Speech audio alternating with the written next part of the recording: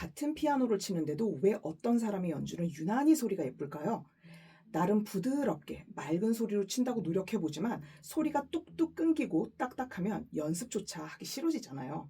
이런 경우 보통 터치라던가 손목 사용 등이 원인이 된다고 보기도 하지만 사실 예쁜 소리를 만드는데 많은 분들이 놓치고 있는 세 가지 방법이 있어요. 오늘은 제가 지난 6년간 영상 분석만으로도 소리를 확 바꾸어 드리고 아마추어 콩쿨 1등까지 배출했었던 예쁜 소리 내는 세 가지 방법 알려드릴게요.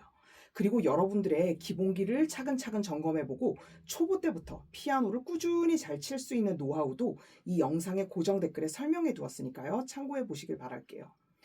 이번 시간에는 여러분들이 잘 모르는 아름다운 소품으로도 어떻게 소리를 예쁘게 바꾸는지를 보여드릴 건데요. 구를릿이라는 작곡가의 리트라는 작품이에요. 이 작품을 예를 들어 악보대로 그냥 보이는 대로 정확하게 치는데 집중을 하게 되면 이렇게 칠 수가 있어요.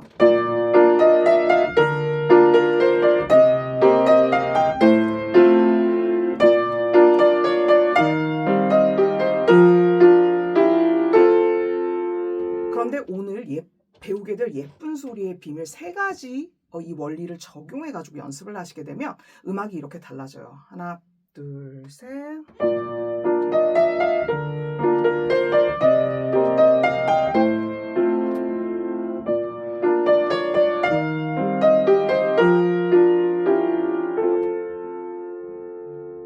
자, 그러면 지금부터 세 가지 예쁜 소리로 여러분의 그 소리 퀄리티를 확 바꿔드릴 비밀을 알려드릴 건데요. 첫 번째는 멜로디 안에 음정에서의 이 거리감을 손의 감각적으로도 익히고 그 다음에 수평적으로도 익히자는 거예요.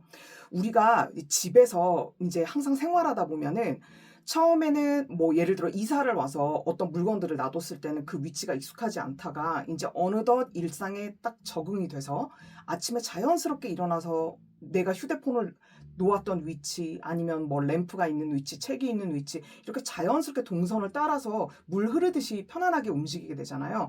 이게 피아노에서도 그게 되게 비슷한 원리로 작동을 해요. 그래서 멜로디를 치실 때도요. 이 음정이 반음일 수도 있고요. 어떤 음하고 가장 가까운 걸 반음이라고 하죠. 그리고 2도, 3도, 4도, 5도 이런 식으로 다양하게 음정이 바뀐 것들의 이 합체가 아름다운 멜로디란 말이죠. 그런데 여러분들이 의외로 뭐 반음 같은 거를 치면 되게 비좁은데도 이걸 되게 넓게 손을 잡으시는 경우들이 있어요. 이렇게 해서 미스터치가 나기도 하고 그리고 좀 더 이 반음이라는 거는 섬세하게 좁혀서 처리를 해줘야 되는데 그냥 이렇게 원래 손이 가는 대로 뭉툭뭉툭하게 손을 넓혀서 치다 보니까 그 음정 간의 좁은 그런 섬세한 느낌들이 잘 처리가 안 되는 거죠. 그러면 넓으면 넓은 거리감이 또 나타나야 되는데 그게 상대적으로 차이가 잘 느껴지지 않는 거예요. 그래서 이런 부분들을 한번 저랑 다듬어 봤으면 하거든요. 자, 그러면 맨 첫 마디를 보시면 플랫 2개 붙어 있으니까 C, 미에 계속 플랫을 이제 넣어 주시는 거예요. 그러면 이 멜로디가 이런 식으로 가요. 하나, 둘, 셋.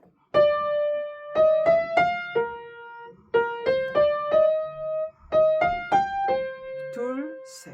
이렇게 멜로디가 흘러가요. 그러면 이 안에 있는 이 음정의 거리감을 익힌다는 게 뭐냐면 레에서 그 다음에 미의 플랫이면 바로 옆에 있는 좁은 것만이죠. 그리고 미 플랫에서 여기 미도 좁죠. 해서 다 반음으로 이렇게 이동이 되어 있어요. 그런데 내가 만약에 도레미 치듯이 이 건반이 두 칸씩 차이 나는 거리로 이런 식으로 이제 손가락을 막 터프하게 움직이게 되면 이 반음 간의 좁은 이런 섬세함이 잘 안 나타나는 거예요. 이런 식으로 되는 거죠. 이렇게 투박하게 돼요. 그래서 이 반음의 이 특히 좁은 음정거리를 할 때는 손 자체를 좀 더 좁혀주시고 그 다음에 더 세밀하게 움직이는 거예요. 그래서 이런 식으로 움직이는 거죠. 막 도레미파솔 이런 식으로 움직이는 것처럼 움직이시는 게 아니라 그래서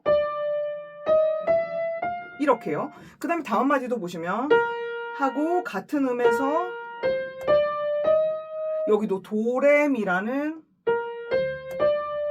이 음정의 거리가 있잖아요. 그러면 여기를 지나갈 때 요 폭, 그 다음에 여기 폭, 여기 좁아지는 느낌. 그러면 이런 거리들은 좀 익숙한 반면 특히 이 반음일 때 여러분들이 조금 건반을 갖다가 더 좁히지 않고 넓게 가시는 그런 습관들이 있는 걸 제가 많이 보게 되기 때문에 이럴 때 특히 좁혀주시는 거예요. 그 다음에 이 마디에서 여기는 이 음들이 다 도레미처럼 온음의 거리이기 때문에 원래 약간 벌어진 이 벌려짐 정도로만 치시면 돼요. 그래서 이 솔도 같은 경우도요. 이것도 이런 식으로 느낌으로 치는 게 아니라 여기에 거리를 이미 내가 다 확보를 하고 알고 있기 때문에 그래서 반음의 거리, 온음의 거리, 그 다음에 여기는 5도잖아요. 이런 거리들에 익숙해지는 거죠. 그래서 점점 내가 집에서 물건을 편하게 짚는 것처럼 이 멜로디도 그런 거리감이 손 안에서 잘 익혀져야 된다는 거예요. 그럼 그걸 생각해서 다시 한번 해보면 자, 여기서 좁혀지죠? 그 다음에 여기도 그래서 두 칸씩 좁아질 때 그 느낌과 반음의 느낌들을 갖다 계속 인식하면서 쳐준다는 거예요.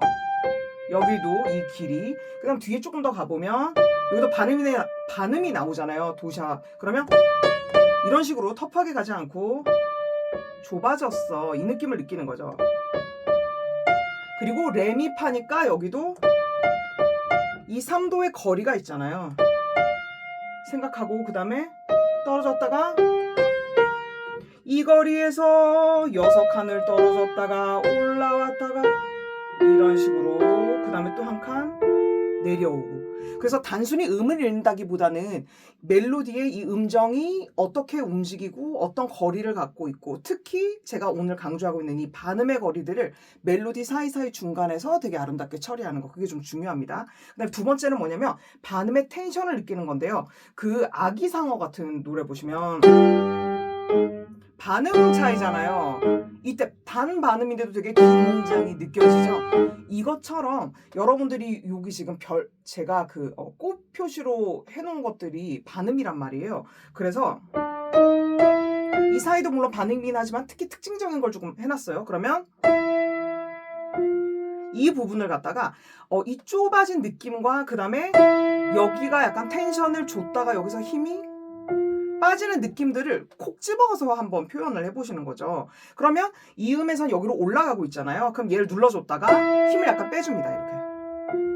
이런 식으로. 그러면 이 두 번째 곡 보시면 레에서 도샵으로 갔단 말이에요. 그러면 그냥 이런 느낌이 아니라 해소가 되는 느낌으로 약간 힘을 빼는 것도 좋고, 그 다음에 여기서 지금 크레센도 하라고 했기 때문에 이렇게도 갈 수 있겠죠. 그래서 음이 떨어질 때는 보통 약간 줄이는 구도로도 갈 수 있지만 반대로도 할 수 있어요. 여기도 마찬가지예요. 이렇게도 할 수 있고요. 얘를 커질 수도 있겠죠. 그런데 이제 커졌다가 작아지는 그런 것들을 보통은 앞에를 크게 하고 뒤에를 줄이면서 한번 긴장감을 느껴보셨으면 좋겠어요. 그럼 여기를 다시 할게요. 누르고 얘를 해소하듯이 작게 해주고, 이거 도샵 누르고, 그 다음 여기도 줄어들고, 이렇게 해결하듯이. 그 다음에 여기도 파미파 요 밑에 요 반음이 있거든요. 그러면 이렇게 줄이는 걸 한번 해보시는 거죠. 그러면 전에는 그냥 쓱쓱 지나가던 이 반음들이 갑자기 표현력을 아름답게 바꿀 수 있는 예쁜 소리의 그 요소들이 될 수가 있어요. 그래서 아까 1번에서도 얘기했지만 음정의 이 거리감을 느끼면서 멜로디를 표현할 때 소리가 그냥 뭉텅뭉텅 까던 게 예쁘게 다듬어지는 것처럼 이 반음의 요소들도요. 이렇게 가는 것과 이렇게 표현력만 들어가도 소리가 되게 다르거든요. 여기 넘어가고 여기 한번 해볼까요? 이거랑 이런 식으로 이 뒤에서 크레센도를 하더라도 여기서 일시적으로 이렇게 반음의 표현을 조금만 넣어줘도 소리가 되게 달라질 수가 있어요. 이런 것들이 이제 예쁜 소리의 두 번째 팁이고요. 마지막은 누른 것만큼 중요한 떼는 감각인데, 이건 특히 왼손으로 연습을 해볼 수 있어요. 보통 얘는 쿵짝이잖아요. 그러면 쿵짝 떼고 쿵짝 떼고 이렇게 하면서 이 떼는 부분에서 여러분들이 신경을 안 쓰시는 경우가 많은데, 이런 경우에 제가 어떻게 추천을 많이 드리냐면 첫 음을 눌렀죠? 그 다음에 잽싸게 두 번째 음으로 간 다음에 이 길이 있죠. 4번 음표. 이 길이를 머무르는 거예요. 그리고 이 세 번째 째 손목을 열심히 든다기보다는 눌렀던 음을 자연스럽게 놔준다라는 느낌으로 치는 거예요. 이런 식이죠. 하고요. 누르셨죠? 유지했죠? 머물렀어요. 그 다음에 그냥 눌렀던 걸 살짝 빼주는 느낌으로 치시는 거예요. 이걸 보통은요. 손목을 꼭 이렇게 드신단 말이에요. 이렇게. 그래야지 꼭 뗀다는 느낌이 드는데 저는 하고 이 눌렸던 걸 갖다가 그냥 자연스럽게 빼주고 자연스럽게 빼주고 또 빼주고 이런 식으로 얘는 그냥 짚어주니까 이런 식으로 해주셨을 때 이 누르는 것만큼 떼는 게 참 중요하단 말이에요. 우리는 보통 누를 때 되게 많이 신경 쓰잖아요. 이런 거는 많이 신경 쓰는데 이런 왼손에 있는 부분들을 사실은 조금 더 섬세하게 이렇게 그냥 누른 상태로 자연스럽게 빼주면 소리가 인위적으로 이렇게 만들지 않아도 자연스럽게 만들 수가 있어요. 제가 만약에 이 떼는 거를 되게 손목을 많이 써서 떼잖아요. 그러면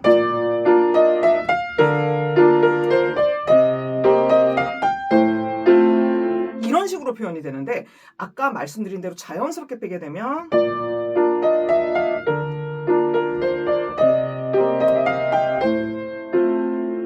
누른 상태를 그냥 자연스럽게 놔주면서 사라지는 소리들이 좀 더 자연스럽게 표현이 되는 것이죠.